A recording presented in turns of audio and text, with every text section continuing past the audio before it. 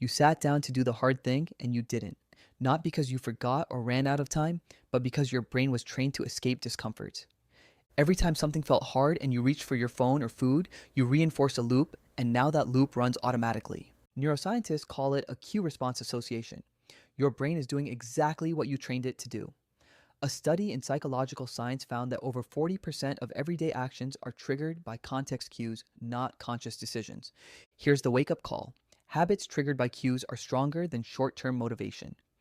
A meta analysis of 94 studies with over 8,000 participants showed that simple if then plans improve goal attainment by 60%. So even when you feel fired up, if the cue is wired to avoidance, avoidance wins.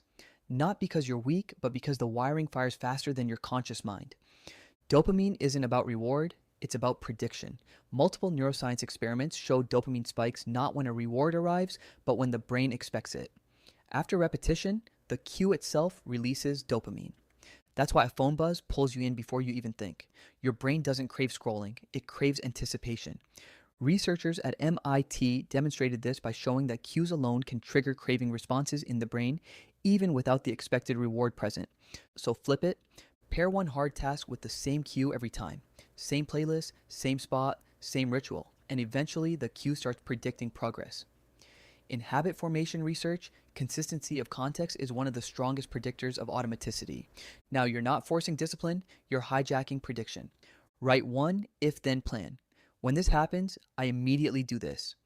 Then close a loop with an immediate reward so your brain logs it as worth repeating. A longitudinal habit study tracking 96 people found that habit automaticity emerged over 18 to 254 days, and consistent daily repetition was far more predictive of success than intensity of effort. You didn't fail because you were lazy.